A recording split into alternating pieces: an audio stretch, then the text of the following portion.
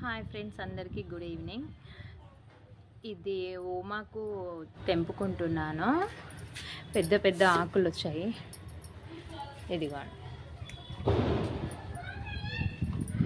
ఇదైతే ఇంకా వెయిట్కి కింద పడి వంగిపోయింది.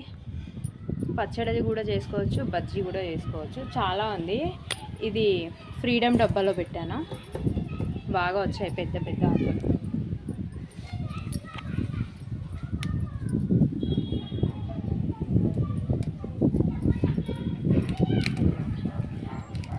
చాలా హెల్దీగా దొడ్డుగా చాలా బాగుంది.